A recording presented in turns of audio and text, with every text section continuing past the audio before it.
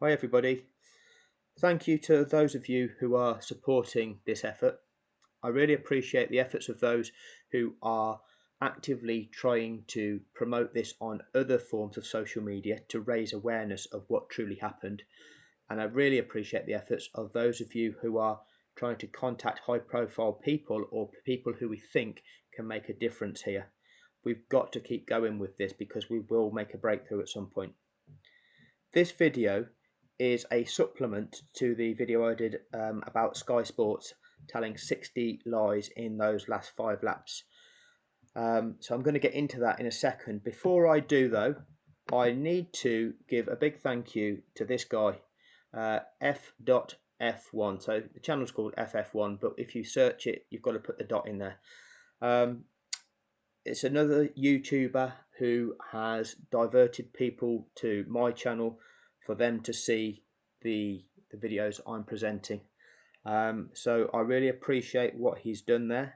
I hope some of you can show your support for him, and I feel certain that he will be able to convey the same sort of information as me, but in his style, which I'm sure will resonate with a lot of you. So check out his channel and show your support for him by clicking the subscribe on his channel, please. There's another guy that I'd like to appeal to try and get on board, and this is no disrespect to FS1. He'll echo this thought entirely, I believe, but wonderful. He's got 10,000 subscribers, which is 10 times the amount of FF1, and it's 20 times the amount that I've got. And this guy can make a big difference. And when you go back for his analysis of the impact of Abu Dhabi, some of what he says there is hugely important. But we could do with getting this guy on board to further expose the things that I'm presenting, because he has the ability to actually expose it to 10,000 people, and his videos will get seen by between 2 to 15,000 people, whereas mine are getting less than 1,000 views. So we need bigger exposure, and it's channels like this that we need to get on board, and other YouTubers if they want to. I will appreciate anybody that actually starts putting this information out. I'm not looking to rival anybody. I'm looking to supplement what you do. We need to work as a collective. We need to work as a community to expose what truly happened and bring it all out in the open. Okay, so guys, once again, FF1, I really appreciate the recommendations that you've given. Please show your support for him, and wonderful if you can get on board with this. You'd be a massive asset to it. See what you can do. Anyway, the point of this video, as of the moment Latifi crashes, the importance of the situation is that Lewis Hamilton is on lap 53. The crux of it is that in order to go racing again, the lapped cars have to be released before the end of lap 56. Lap 57 can be that mandatory safety car lap, and that enables lap 58 to be a racing lap. It is that simple. There are no other permutations. Okay, they've thrown out the possibility, oh, should he have red flagged it? Well, in any other situation, this would be dealt with a safety car, so this is no different to that. Okay, trying to say that he should have red flagged it after the event, that's not how it should be, because at any other Grand Prix in similar circumstances it gets dealt with a safety car. Okay, so the safety car was the right decision. The way that you go racing is providing you can release those lapped cars before the end of lap 56. Lap 57 can be that mandatory lap, and then you can have a racing lap for lap 58. If that is not possible, then the race finishes behind the safety car. It is that simple. That is what the rules state. Okay, that accounts for sporting fairness to every competitor in that race. So there's none of this idea of rules tripping over one another. That's utter nonsense, utter lies. Okay, because what we saw was a situation that you've never seen before and you've never seen since. But they've tried to justify it that one time it happened and claim that, oh yeah, it was possible to interpret the rules to enable that particular set of circumstances to happen. Utter bollocks, right? Let's be clear about it. Utter bollocks. I try and avoid using language. I don't want to offend people, but the frustration of what happened, it is ridiculous. Let's call it out for what it is. They're lies, and they're lying on purpose to validate the agenda. What I'm going to do now is show you a condensed version of what you should have seen, what they had the ability to show you, but never did. They had cameras at turn 14 because they show us the replays. They show us that that camera kind of from an elevated position looking down on Latifi's car when it goes on fire. Okay, so they have that camera angle. They have the camera angle looking back where you can clearly see the marshals in orange on the track and actually jumping back over the barrier. They've got at least 2 cameras in that location that they can be showing us what is going on at that location to give us, the viewers, an insight as to whether or not it is likely we will see racing. They don't do that, and all they do is show us replays, and they don't show us things real time. Okay, so I'm going to show you what the situation was real time, and I'm going to use the driver cameras to show you that, because I can't use that. We don't have access to the footage because they piece it together. All right, so I'm going to show you what it is, and I'm going to show you by fast forwarding, chunking forward 10 seconds at a time as we go around each lap to fast forward the lap a bit. But you'll see what I'm doing. I'm not manipulating this. This is what actually happens. Okay, so we'll play it through and you'll see what goes on at turn 14, and they don't show you this. So this notion of a narrative being created, it is quite simple when you see it this way. What actually happened, but you never got to see that. So the other video goes into what you heard from the commentary, what you saw on screen, and the commentary created this picture for you. But this is the picture you should have been seeing. So here we go. Trouble come the first right, race. Oh no! So, Nicholas Latifi has crashed, and I am. There's the moment Latifi crashes. 14. Right, so I'm going to pause it there. I'm going to go on to driver cam view for Lewis Hamilton. Yellow, double yellow, exit turn 4. Exit turn 4. Okay. Turn 14. So turn 14, turn yellow, 14. Yellow. Entering it now. Stay left, stay left, stay left, staying out, staying out. Safety car, safety. Okay, so you can see Latifi's car there. Car, keep the delta positive. Look at Lewis shaking his head. Shit on him, man. Imagine how he feels at that moment in time. He knows. So strap mode 1. Strap mode 1. Box. Okay, I can't box. So this is at the pit entrance. You hear that message played back. Let's go back to tracker view. A couple, of course, that's right, where so there's Max Hamilton, much fresher tyres will fire. Okay, you hear that message played back somewhere around where Mick Schumacher is. See turn 5. So let's chunk this forward, 10-second blocks. Right, so Hamilton's now at turn 5. To go on to that Red Bull car, yes it is. I can't box. Negative. See?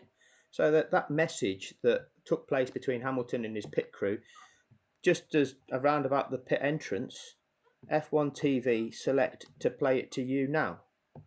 So that's what I'm talking about in terms of creating a narrative. Anyway, we'll carry on.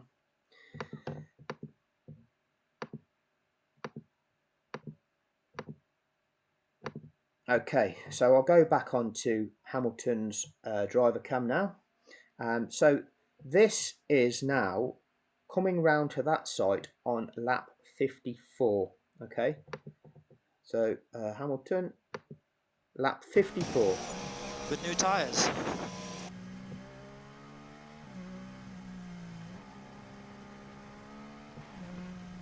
Copy Lewis. Okay, now watch this.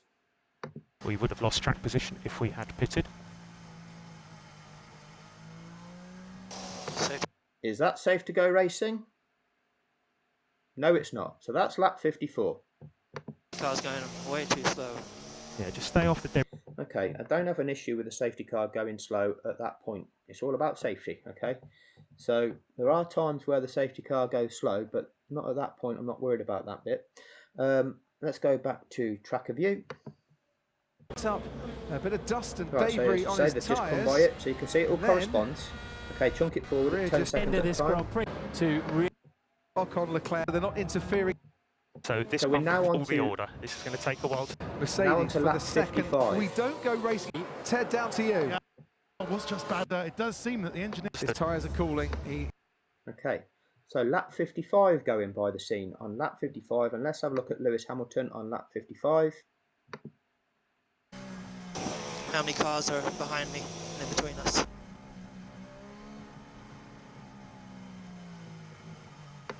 Okay, see the crane there lifting the car off the track? Okay, that's happening real time. Okay, as the cars are going by there now. This is lap 55. So if we go to what they would show us at this moment in time, But will they replay. let the lap runners through? I don't think it's absolutely mandatory, but that's normally on a wet day that they don't. So we're not seeing that And real if so, time, are we? How long will they wait? We're not seeing that for those crane lap real cars to time. get We're, out we're there? just They getting wait for a them to replay. catch the pack up, which they don't have to do. Nope. For those lap. Okay, so now we're going on to lap 56, and this crucially is the lap that all the lapped cars have to be released on, and if they're not, it's a safety car finish. So I'm going to just fast forward this lap through again, chunk it forward at 10 seconds at a time.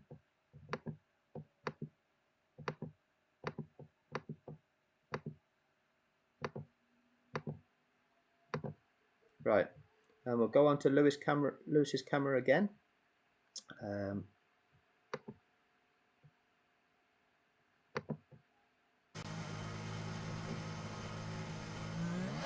Okay, coming around to turn 14. Okay, men on track. Okay, so this is lap 56. This is why the cars were not released on lap 56. They couldn't be released on lap 56, and this will be further proof because I'm going to show you Nicholas Latifi's camera. So I'm going to rewind this about 30 seconds.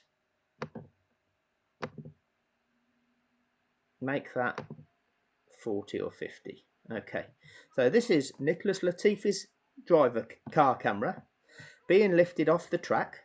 Okay, you can see just to the left of center where that kind of play icon is in the center of the screen. Just to the left of that is men on the track. I'll say men, marshals on the track. Okay, could be ladies as well, don't know. If you get the chance to watch this on a bigger screen, you'll be able to see this clearer. So if we watch this forward, look on the track, look, marshals in the middle of the track, right? In the middle of the track they are. You cannot release cars whilst there are men in the middle of the track trying to clear that debris up, okay? This is 1 hour, 35 minutes and 45 seconds we're at the moment. I'm going to pause it there because I know that they don't like me using large chunks of their footage without doing analysis, so I'm having to do this. But you'll see as we swing round again in a second. Really interesting view, this one, but here we go. Right. There. Center of the screen, behind the play icon, what's that orange you can see? That orange you can see in the center of the track is marshals on the track. Okay? 1 hour, 36 minutes and 1 second. Keep watching. Okay, so they're just, yeah, but they're still on the track as we've swung round there. 1 hour, 36 and 3 seconds. And watch this.